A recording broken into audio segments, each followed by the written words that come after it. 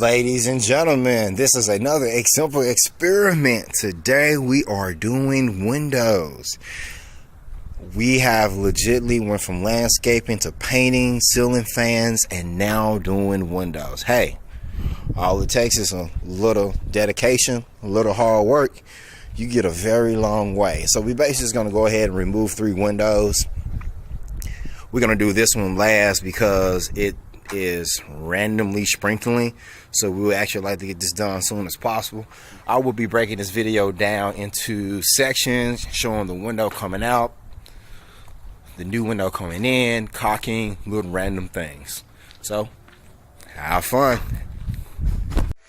All right, people, we have already installed this window.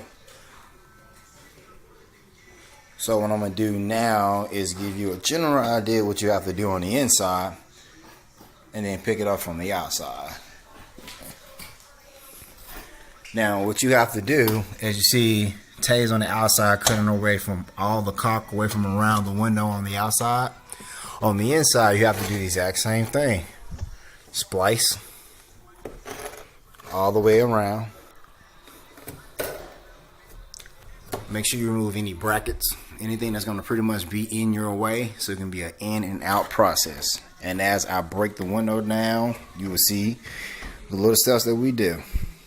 Alright, so what we actually did on this particular one here, you have to push these pins in. And then normally what I do is bend the side of the frame slightly, so I can be able to shift it one direction and be able to take it completely out. On this particular style window, it has what is called the window strips, which on some of the other models that we actually have, you have to get your box cutter and cut against the actual window glaze and the seal all the way around to get it out. But once you remove these 2 screws here, pops right out. Alright, so this is the 3rd window. Shows you what you pretty much need to do on the inside. Now on the outside, what you have to do is get your nice crowbar. And what you want to do is get underneath the groove all the way. Reason being because on these homes with the bricks, they actually have flaps that are inside of here. So once you get the crowbar pried up on each corner, you kind of pretty much cave it in. Top caving in, sides caving in, this caving in, and it normally shimmers right on out even with the flaps. And then you get the new ones, which do come with the flaps. You actually get your box cutter and you splice all the way across and you make it a nice even frame, so you can just pretty much shimmer in place. The key word is try to shimmer in place, but it varies. So we'll show you the aftermath soon. So in the process of pulling the frame out, I decided to go ahead and stop again, show you the video what I basically was talking about, applying out the sides. And then once you apply it off the sides, you will basically see that pretty much self-explanatory, and that's why we had to cut the flaps off here so it can fit in place. Now yet again, once you pretty much bend the bottom all the way up and start priming on each side, it pretty much started coming up like clockwork. I normally just twist it side to side to kind of, you know, bevel it out. And you see how it has the flaps that was actually in between the bricks. That is all you have to pretty much worry about getting out, and then from that point you're fine. Because some of these old houses, they don't even use nails. They basically just put it up there, caulk it, put the brick and everything, and it's been there forever.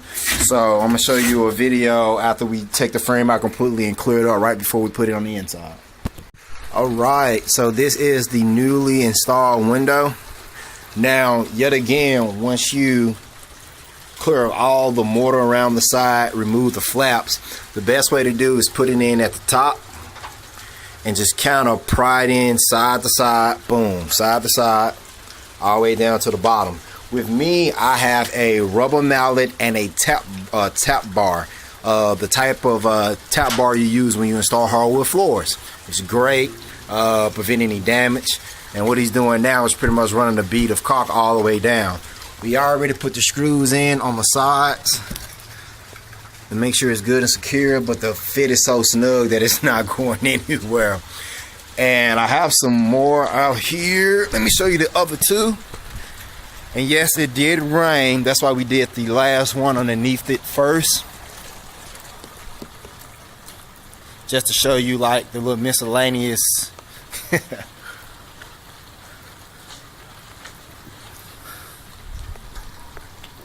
All it takes is a little time, a little hard work, and trust me, you can do anything. A simple experiment. Landscaping made simple.